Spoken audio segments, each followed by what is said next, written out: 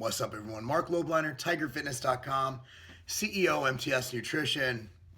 You guys know me. Obviously, you're watching my vlog. I believe this is vlog 7. And just had an awesome couple of days with, not only are we business partners now, but Jason and Kara Corey. Can't say enough about them. Kara, RD Nutrition, Fit Burn. Amazing product.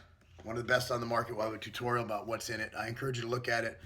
I'll probably link it down below unless I forget to do it. But I just wanted to kind of say that these are probably two of my best friends. You know, I don't have many friends. Just give you a heads up. Like, it's Friday night.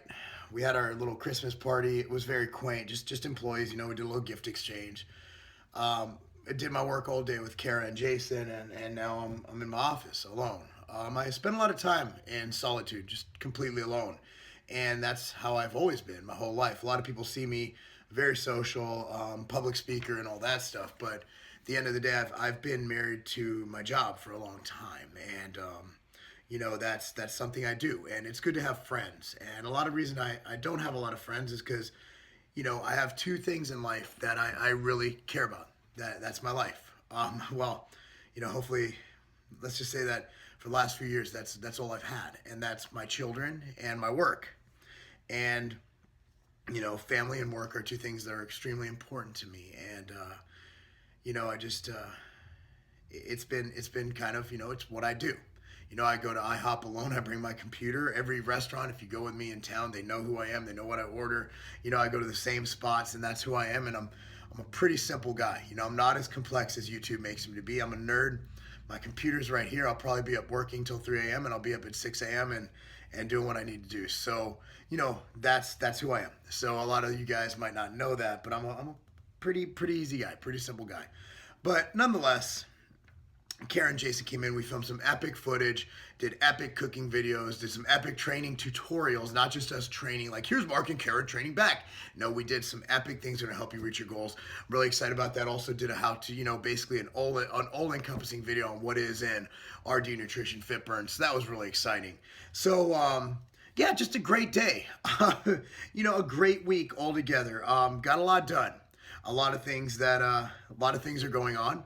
You know, life is constantly evolving, and for me, my life is evolving right now, and I'm kind of, you know, at a crossroads in my life, and it's something I'm very excited about what's going to happen, and with the growth of our company and everything, it's exciting. It's a really exciting time. So on to the next one. I just want to go into that.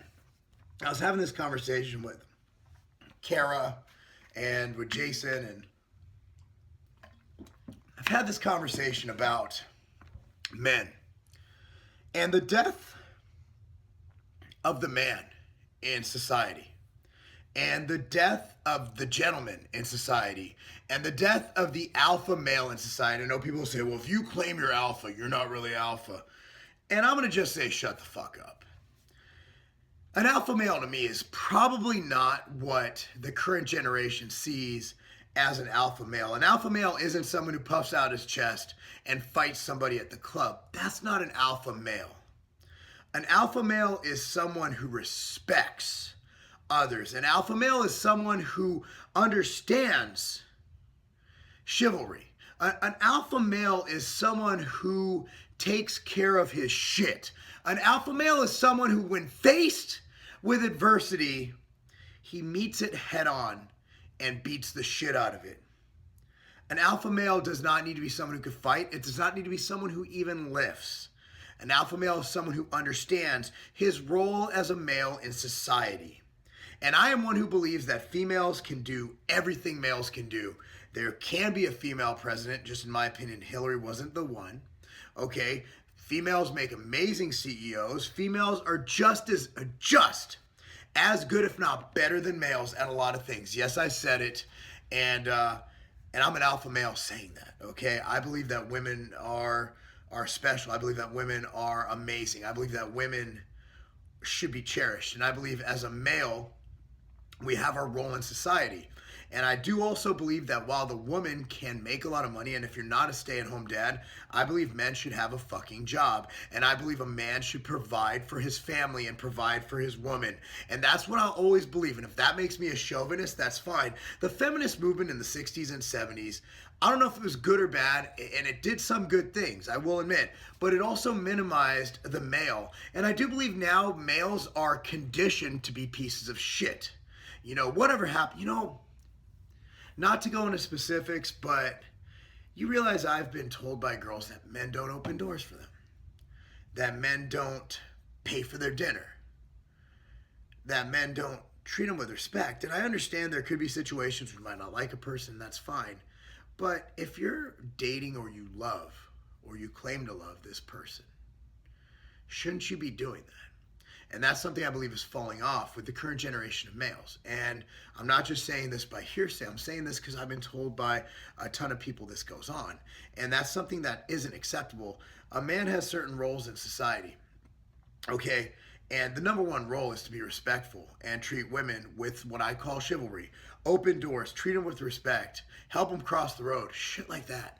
Walk them to their car, you know, and that's something that I always believe a man should do. While I'm saying a man should provide, and I mean providing is more than just like providing an income. Providing is more than just making money. You know, I understand you have to travel. Look, I'm a guy who's traveled 300 days a year, but when you are around with your responsibilities, your family, whatever it is, you show that love and you show that support and you be a man. You take care of your responsibilities. And that's something that I do not believe the current generation of males do. What's really funny is we've created a generation of males who are castrated, who are bitches, who are pussies, and who still, with that said, still do not know how to treat a woman correctly. We go to societal influences. You know, when you have hip-hop music, and I listen to hip-hop, you guys know my affinity for DMX. You guys know I love Jay-Z. You guys know I listen to West Coast hip-hop because I grew up on the West Coast, Inglewood, California. You know, that's where I'm from.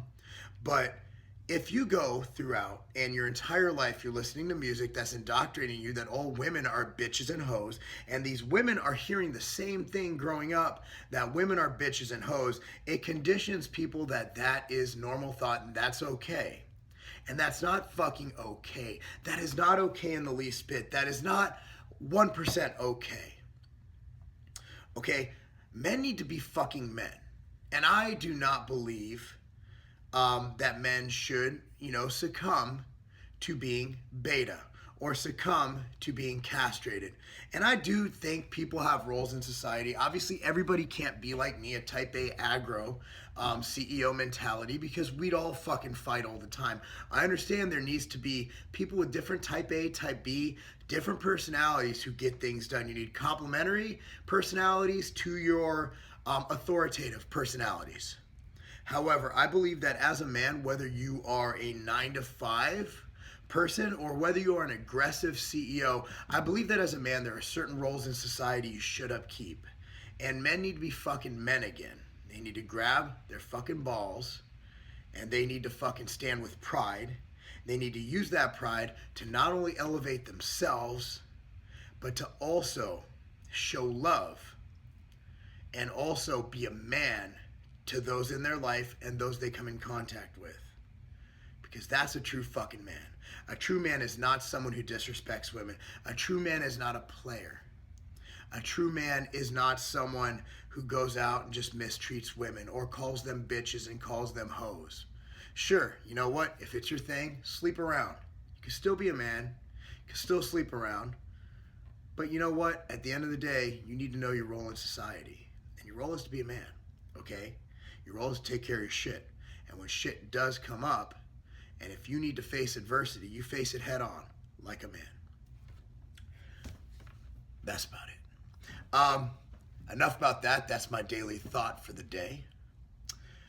Gonna go on to a question. This one comes from Annan. Coaches. Hey Mark, I thought it might be a good video to make on how people can help select a good coach. They have great knowledge and are straightforward. Because I had a coach who put me on a super high fat diet with low to medium carbs and no protein. And low protein. I fired him. He was certified by the NPC. First of all, the NPC is not a coaching organization. The NPC is an amateur bodybuilding organization. There's no way anyone is certified by the NPC unless they are a judge. If he is a judge who is also a coach, he probably sucks. is what it is, because he probably coaches his clients. He also compete at shows, whatever. I'm just saying you can't be certified by the NPC in nutrition. What you look for in a coach is a track record and someone who you just get a good feeling for. You know, if there's someone who, let's say, I do coaching, right? I've weaned down my clients to those who actually give a fuck and follow a plan.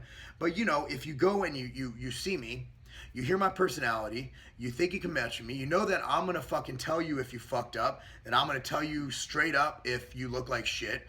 If you want someone like me as a coach, if you like that personality, if that meshes with you, that's fine. If you see someone who's just a good bro, who's offering tilapia at meal 2 as the only option, who's just a fucking bro, yeah, it's probably not a good choice. There is no way to really find a good coach because, one, you could say, okay, you need a degree, when in reality, registered dietitians really have no idea how to get someone ready for a show. They know how to provide diets to mainly people who are sick with diabetes or AIDS or cancer because they usually work in a hospital setting. For those who are registered dietitians in the mainstream, they usually offer very high carbohydrate, low protein diets because they're still going by antiquated 1980s research. Whereas you get your coaches in the NPC who are just bros who fucking think that there's magical fillets and there's tilapia that thins your skin and they're just straight up fucking retards. And then you get like, you know, those middle of the road guys, you know, you get like, I believe I'm a good coach because one, I think one thing to look at is, has this guy gotten obscenely shredded before in his life and has he gotten progress? And this is no offense, but if you look at some of the current crop of coaches, the NPC, the gurus, you know, and I like him. I think he's a great guy, and he obviously produced Phil Heath as his coach, but Hani Rambod is fat. You know, I just don't see me hiring a fat fucking coach. And I'll say that to Hani to his face. I don't care. I just don't think that someone should be dispensing dietary advice if they're fat. You know, especially someone dealing with extracurricular activities like drugs and all that shit. Sorry, it is what it is. Palumbo, while I don't agree with his diet as the best, Palumbo has gotten fucking shredded. Would I hire him? Probably not. I don't like the fact that he thinks a high protein, medium carbohydrate diet is a keto diet. However, I do think that he has gotten shredded and he will get people results. And I just think that you should practice what you preach. If you've never been there, who are you? I haven't seen Hani win any shows. I've never seen a picture of Hani in shape. If you've never been in shape, you cannot empathize with what it takes to get into shape. The one thing I could tell people as a coach, there's other coaches out there. Jason Theobald up here in Cincinnati, in Kentucky, Northern Kentucky. Love that guy. Derek Charleboy, who I worked with for years, love that guy. I mean, I can name a few coaches who are decent, who I like. Have I worked with them in a while? No. And do I agree with them 100%? Absolutely not. I don't think there's two coaches who share similar philosophies unless one coach stole shit from the other coach. All right, so my opinion is go for the warm and fuzzy, go for someone who doesn't send off the vibe of a retard, and just do your homework. That's all I can really say. And as far as certifications, degrees mean jack fuck all. A lot of these people are self-taught, and really, I have one of the higher certifications you can get. Okay, I'm Exos. Exos is amazing when it comes to performance athletics. Exos and their diet theories would do nothing to get you shredded, would do nothing to get you in better physiological shape, in better shape body-wise. Exos is a training methodology to enhance your athletic performance as well as body composition. Okay. However, Exos is not made for bodybuilders. So if you're someone looking to get on stage, I can make you a healthier bodybuilder by teaching you functional movements to incorporate in your bodybuilding training. And I know how food works in the body, but my diet theories are all from the data that I've read throughout the years, all from my education that I've provided myself throughout the years, and from fucking getting dirty myself and getting fucking shredded. And as you guys can see, I stay lean year round, yet I managed to gain lean mass. However I choose to do that, it works. So that's something to look at. I do believe practice what you preach, but I don't believe that everybody who's ever stepped on stage can be a coach. I believe you do need some background. Again, like look at me, I started at Weider Publications. I worked with some of the best in the industry, and I've been researching diet, nutrition, and training and using it on myself since 1997, okay? Basically, I'm getting really fucking old. So at the end of the day, guys, I say end of the day a lot. Go with your gut, but honestly, there's no set way to pick a coach. I just think that you need to put a lot of factors in place. And I think price, if it's a difference of 10 to 20%, I think you should write that off. Because I'd rather spend $300 and get amazing results than spend $100 and get ripped off. Guys, thanks for watching. Hope you enjoyed this. Again, this has been an amazing time with Kara and Jason, and the Christmas video of me and Kara dressed up in Christmas clothing is just amazing. I'm Marc Lobliner, TigerFitness.com, and that's not a game.